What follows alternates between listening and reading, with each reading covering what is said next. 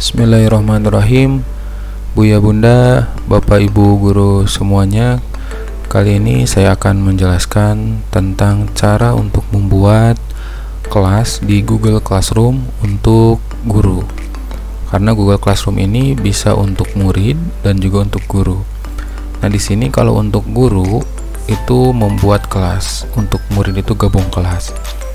Nah, bagaimana untuk masuk ke tampilan ini, yaitu dengan cara login dengan menggunakan aplikasi browser. Dari sini saya menggunakan Google Chrome ya. Kemudian setelah itu login seperti mau masuk ke Gmail, tetapi ini alamatnya ke ini classroom.google.com, atau Bapak Ibu bisa menggunakan mesin pencari Google Classroom sini. Google Classroom seperti ini. Nah, nanti akan diarahkan ke halaman ini, kemudian pilih Google Classroom. Nanti tampilnya seperti ini. Nah, ya. Nah, di sini belum ada kelas dan saya rencananya akan membuat kelas sebagai wali kelas. Jadi tidak per mata pelajaran. Jadi di dalam satu kelasnya itu nanti ada beberapa mata pelajaran. Nah, biasanya kan bisa misalnya Bapak Ibu mengajar di beberapa kelas yang muridnya berbeda. Nah, maka setiap kelas, misalnya IPA di kelas A, maka buat kelas. Kemudian IPA di kelas B, maka buat kelas lagi. Dan seterusnya. Begitupun misalnya mata pelajaran Ulumuddin, misalnya syariah di kelas A buat kelas, syariah di kelas B buat kelas, karena siswanya itu berbeda-beda setiap kelasnya. Tetapi karena saya posisinya sebagai wali kelas dan beberapa mata pelajaran tetapi siswanya sama, maka di sini saya pilih untuk membuat satu kelas saja. Nah, tapi nanti mata pelajarannya dibuat dalam bentuk topik yang berbeda. Nah, misalnya di sini saya akan membuat kelas untuk wali kelas.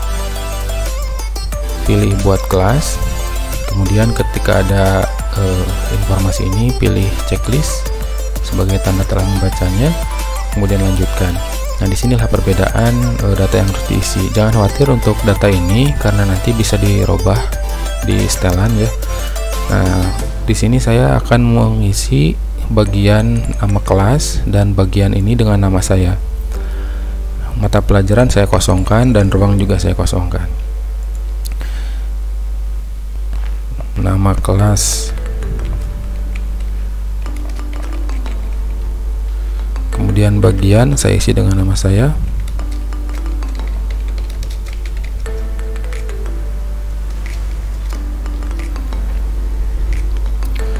Nah, kemudian ini dikosongkan karena nanti saya akan membuat beberapa mata pelajaran di dalam satu kelas Google ini. Kemudian buat.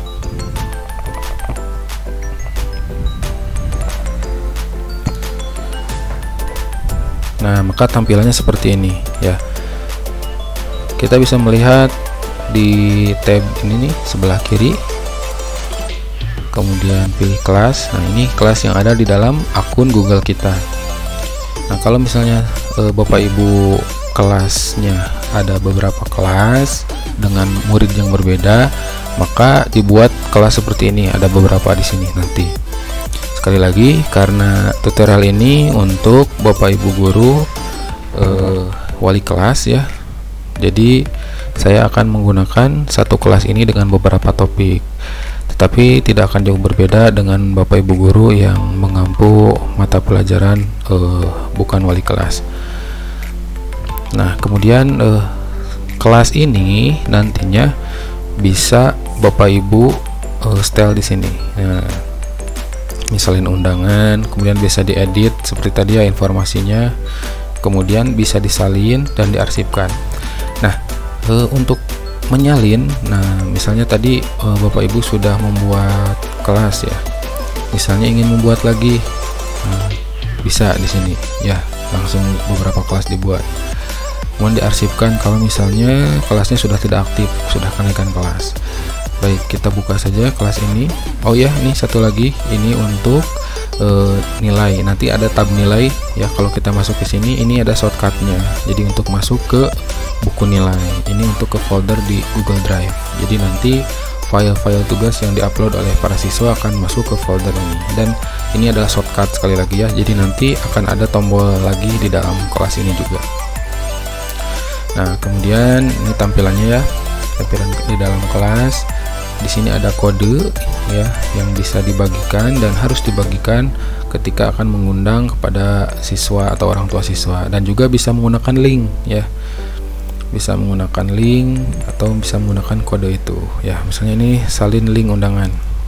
Nah, linknya seperti apa? Nah, seperti ini. Ini di copy paste kemudian dikirim ke WA group atau aplikasi messenger lainnya, atau mengundang santri atau siswa itu bisa juga dengan kode ini ya. Nah, ini atau kode yang ini itu kan sama. Nah, nanti kodenya dimasukkan oleh siswa atau orang tuanya di bagian gabung kelas seperti itu, atau secara manual juga Bapak Ibu dan Buya Bunda bisa memasukkan para santri atau siswanya itu dengan cara masuk ke tab anggota. Nah, kemudian di sini tambahkan siswa. Ini bisa menambahkan guru juga ya, misalnya ada pendamping kelas atau guru pembiasaan seperti mengaji dan sebagainya. Nah, misalnya menambahkan siswa di sini, masukkan emailnya ya. Nah, kemudian kembali ke tampilan forum. Di sini Bapak Ibu dan Buya Bunda bisa membagikan informasi di kelas ini, bisa itu berupa file-file atau kuis seperti itu, dan juga bisa ditentukan siapa saja yang akan mendapatkan informasinya. Itu dengan cara diklik, kemudian pilih informasi apa yang ingin disampaikan, misalnya dari Google Drive. Kalau Bapak Ibu memiliki blog misalnya, bisa linknya dimasukkan, atau dari artikel gitu. Kemudian file ya, misalnya nanti tugasnya di download dulu, kemudian di scan misalnya, di upload. Nah, atau misalnya link YouTube untuk Bapak Ibu yang memiliki channel YouTube. Nah, atau tidak memiliki channel YouTube juga bisa dengan video dari guru yang lain. Nah, kemudian informasi ini di-share untuk siapa saja. Nah, karena di sini belum ada siswanya, jadi pilihannya hanya ada semua siswa seperti itu. Dan kelasnya juga karena hanya ada satu kelas, maka di sini tidak aktif. Kalau ada beberapa kelas, maka di sini bisa memilih untuk kelas mana saja atau semua kelas. Nah, ini untuk tampilan forum ya. Jadi insya Allah kalau sudah menggunakan Google Classroom secara stabil itu maksudnya gurunya, kemudian siswanya dan orang tuanya juga, maka insya Allah ini akan mempermudah pembelajaran daring. Yang mana kalau menggunakan WA group itu pengalaman saya pribadi itu tertimpa ya, informasinya itu pasti tertimpa karena chat di satu tempat. Memang bisa digunakan beberapa grup, misalnya grup informasi, grup tugas, kemudian grup pelajaran tertentu. Tapi itu bagi beberapa orang itu lebih merepotkan daripada membuat satu akun ini saja, daripada membuat dibandingkan dengan membuat beberapa grup yang memang memberatkan. Belum lagi tugasnya itu kan tertimpa, dan di sini ada keunggulannya itu adalah pengarsipan ya. Nah, yang mana sebagai guru kita membutuhkan pengarsipan yang rapi ya, terlebih ketika pandemi seperti ini ya, kita lebih banyak bermain di digital. Nah, kemudian ini yang barusan saya sebutkan, ini pengarsipannya lumayan ya, bisa diandalkan. Itu ketika ada informasi jadwal itu bisa dilihat nanti oleh siswa di kalender yang kita buat.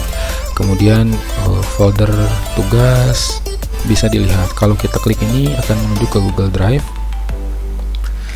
Nah, Classroom ini secara otomatis membuat folder ya, dari drive saya ini membuat folder Classroom, kemudian folder kelasnya apa gitu. Nah, ini bisa didapat langsung di menu tugas atau tadi di awal ya, di sini. Nah, ada linknya langsung. Ini ke menu folder, ke Google Drive, ini ke tab nilai. Nah, tab nilai ini yang paling kanan tadi ya. Nah, ini paling kanan. Jadi tadi shortcutnya ya. karena di sini belum ada tugas yang harus dinilai dan yang sudah dinilai, maka di sini tidak ada. Nah, di Google Classroom ini juga kita akan lebih mudah untuk melihat mana tugas yang sudah dinilai dan mana yang belum dinilai. Nah, misalnya di sini untuk diperiksa, nah ya klik. Nah, ini kelas apa nanti? Misalnya kelas Hamzah kan hanya adanya. Jadi ini yang belum diperiksa ini akan muncul di tab ini ke sini ke bawah. Sedangkan yang sudah diperiksa nanti kita periksa akan muncul di sini. Ya. Dan juga dengan menggunakan satu pintu seperti ini ya, insya Allah tugasnya itu akan terpantau, lebih terpantau, berbeda dengan menggunakan WA group. Ada tugas yang dikirimnya di foto misalnya, kemudian ada tugas yang dikirimnya di upload ke Google Form, tentu itu akan berbeda-beda. Sedangkan di Google Classroom ini Google Form sudah tersedia di sini. Nah, kita lihat ya. Misalnya ke kelas ini, kemudian tugas. Di sini misalnya bagikan dulu ya. Nah, ketika kita memilih link, kita bisa menggunakan Google Form ya. Nah, maka nanti Google Formnya itu akan masuk juga ke Google Classroom kita. Nah, misalnya di sini tugas kelas ya, buat. Kemudian di sini tugasnya apa ya, bisa menggunakan kuis.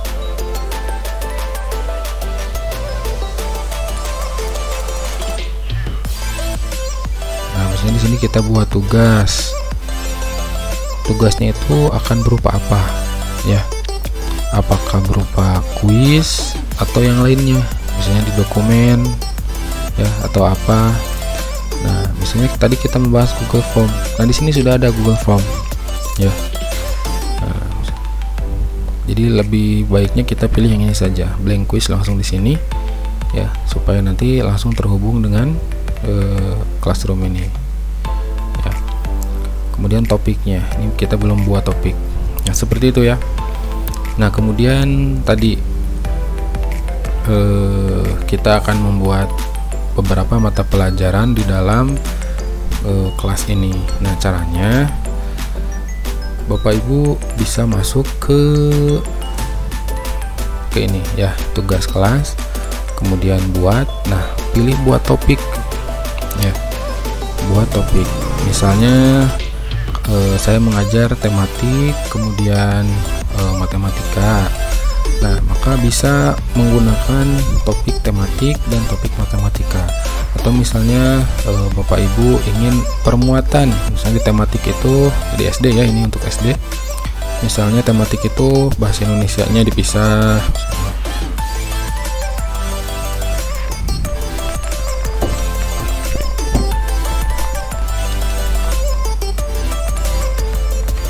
Bahasa Indonesia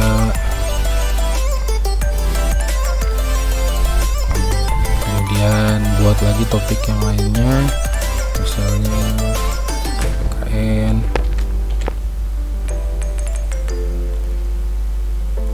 buat lagi IPA misalnya.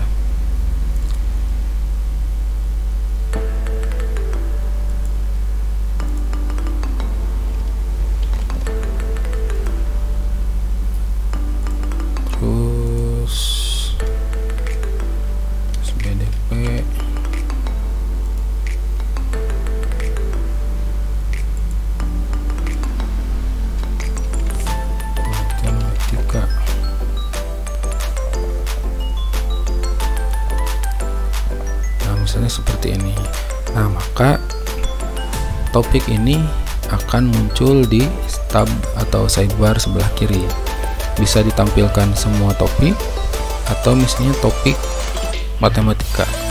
Nah, karena di sini belum ada pelajaran yang diposting dan juga belum ada tugas, maka tampilannya kosong. Nah, Bapak Ibu juga bisa mengganti nama, misalnya matematikanya diganti namanya ya. Atau misalnya mau menghapus topik ini, hati-hati ketika menghapus topik ini ya, jangan sampai ada arsip yang hilang. Nah, itu kemudian salin ini ya, salin link. Nah, itulah cara untuk membuat satu kelas untuk wali kelas yang berisikan beberapa mata pelajaran. Jadi di sini kita memanfaatkan ini topik ya. Nah, kita memanfaatkan topik. Kalau misalnya Bapak Ibu akan membuat tugas, misalnya tugas bukan kuis ya misalnya.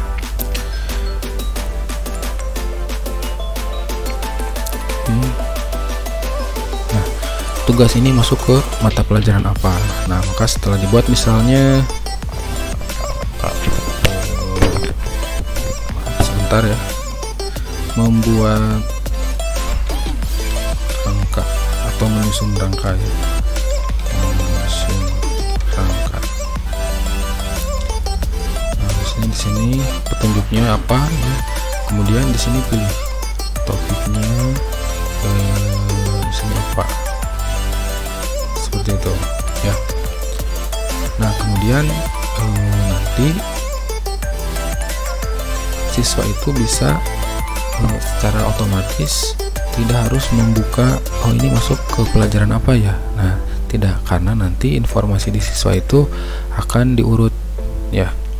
Jadi akan terlihat juga mana tugas yang sudah dan mana tugas yang belum. Seperti itu. Kemudian di sini ada tenggat waktu ya. Misalnya kita kasih batas waktunya selama 1 minggu. Nah, berarti sampai tanggal 13 ini lagi, atau H-1 di sini. Atau misalnya hanya hari ini saja, misalnya. Nah, misalnya waktunya jam berapa terakhirnya, berarti sampai jam 12 ini ya, malam. Nah, seperti itu ya. Nah, kemudian di sini bisa digunakan untuk pengayaan dan remedial. Nah, apa itu pengayaan, apa itu remedial? Tentunya Bapak Ibu sudah paham mengenai itu. Ketika ada siswa yang nilainya nilainya bagus, nah bisa diberikan pengayaan. Nah, maka siapa saja siswa yang diberi pengayaan itu? Nah, tugasnya untuk siswa itu. Nah, siswa yang harus diulang ya, remedial teaching misalnya, diberi materi lagi misalnya. Nah, siapa saja itu? Nah, seperti itu ya, jadi bisa dipilih di sini. Nah, mungkin itu saja untuk kali ini yang bisa saya share, semoga bermanfaat. Dan kalau misalnya ada masukan atau pertanyaan, silahkan diisi di kolom komentar. Terima kasih. Assalamualaikum warahmatullahi wabarakatuh.